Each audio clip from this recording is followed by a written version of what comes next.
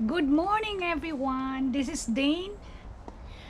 Welcome back to my channel, Philippine Nurse Retires Home. I'm going to drop in here, and you're gonna be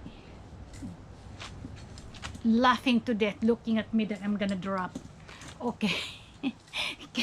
Can't you tell that it's kind of sunny for a winter time? Sunny day. So I get out because it's not cold at all. Okay. But anyway, it's about Christmas time. Um, Preparing. As you see, the yard is waiting for me to rake. It's really awful. But anyway, it's a part of my job. Part of my job, we do everything here. We do not have any kind of labor that who would do it for us.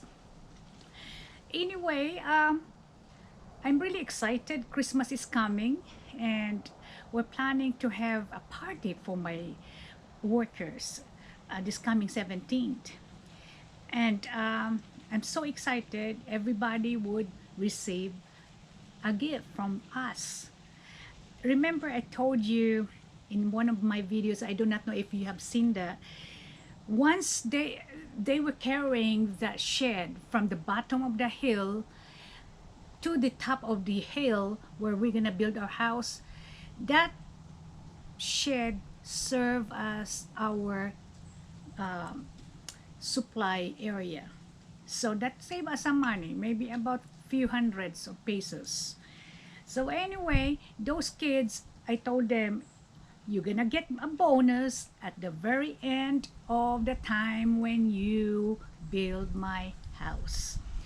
So say goodbye to you all. But anyway, I'm so happy. Actually, the work has already been done, but that was basically done this November. But I told my brother-in-law to just kind of stretch it out. So he's just giving them little work here and there, so that they can stretch out the time so that they can get gifts on Christmas time. So I'm so delighted that they're gonna have a party. They're gonna have a lechon, that is roasted pig, along with the other recipes, which I told them to cook on their own. So they're gonna do that at the job site, and I told my brother-in-law that he's gonna give me some clips on that so that I can share it with you guys. Okay, but anyway, that's gonna be a happy day for them. I'm really excited, and the end of their work is gonna be on the 23rd, so they will have time for their families. So that's all paid days. That's about 7 days of gifts for them. All right, anyway, today I'm going to talk to you about a common practice that I don't want you to do if you can, because it is a mistake. It really is a common practice it's about cash advances that the laborers would ask an employer to give them, almost like sometimes they would ask 3 days in advance, 1 week advance, and ridiculous 1 month in advance. Now, when I hired my lead carpenter, I know he was really very good in what he does. He's a very good carpenter because he has already proven that, because he has built about 4 houses, small houses for us in the past, and he did very good with that. He is pretty honest in some ways, but I really do not know other part of his being. So, but I know he is a good carpenter. So he told me like this, because my mind was already set to get him. He told me he demanded for 1 month advance, and it really bothered me that time. I really did not like the idea of giving somebody that much cash advance 1 month. Imagine if you have not worked yet, and then you're gonna be requesting a cash advance. Where in the world you can even find that? So I was questioning that, because I do not know whether I'm gonna pursue or not. Because if I'm going to just follow my principle, I will not even consider that. But my sister told me, she said, I think it's gonna be okay because it's so hard to find somebody like him. So I said, well, I was already in the Philippines, and my mind was set that I'm gonna build my house January 2019. So I was sold to the idea of just go ahead and giving in the demand. So I did, but it scared me to death that he's gonna run away one day, and then I will be, I will miss that money. The cash advance was 18,000 pesos. That's a lot of money for a paycheck there. Okay, now I pay more than a lot of people. I really paid more. But anyway, that fellow was fine for the past, maybe I would say 4 months of work, and then later on he showed his true colors, and there's some irregularities that made me unhappy. And that time I was still a hostage to my fear of not getting back my money, the services that he is supposed to give me back.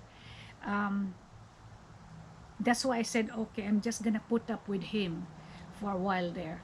But that is gonna make the employer giving cash advances like that a hostage to the fear of losing money.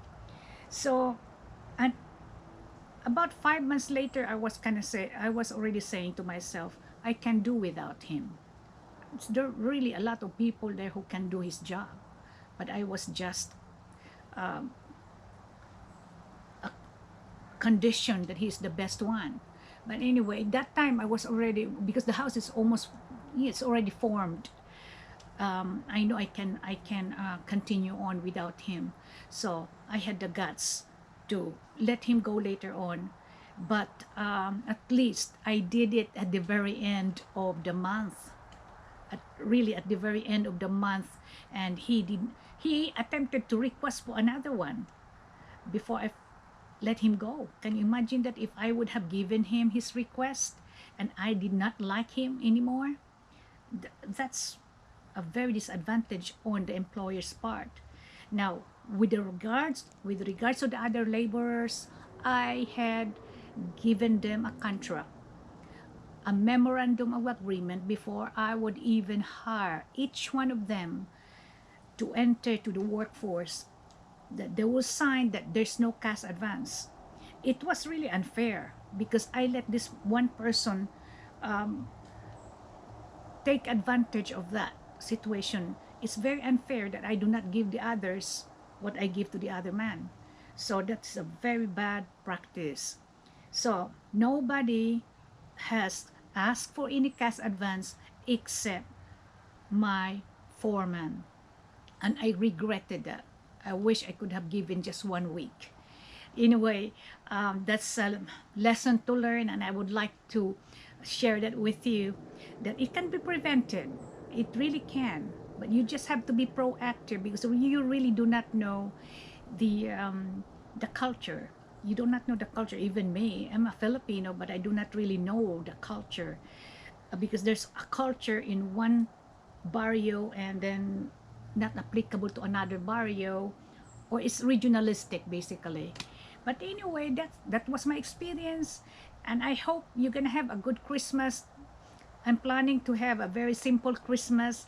In fact, I have a very simple Christmas tree that I just cut off some limbs of one of my pine trees there, or cedar plants, and then I just arrange it, and it looked like a bush. It's not really a perfect Christmas tree. The only thing that makes it a Christmas tree because I put some lights in it and it looks nice at night, but it does not really look like a Christmas tree. Anyway, that's a poor man's Christmas tree. I was trying to stretch my budget. I don't know. I'm just trying to be practical because my daughter and my husband has suggested that to me. Well, if it's okay with you guys, because I'm doing the Christmas tree for you anyway, I'm gonna do it. So I did it. I have chicken wire, no tomato wire, and I got the limbs, and I kind of arranged it in such a way that it would look like that, but it surely did not look like a Christmas tree.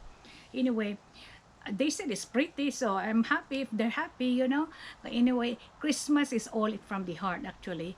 The gift giving, it would be a very simple gift giving because I'm gonna make some pralines, pecan nuts, and I cover that with it's a candied one. So I'm gonna cover that, put it in a gift wrap, and then I'll give it to my family. And I think that would be the best thing I can give each one, except for those little ones that still going to school, the teenager ones that I will give cash to. But otherwise, I'm not gonna buy anything except for my pecan pralines. And I hope Christmas for you is gonna be great, and have a great one. Thank you guys. Bye bye.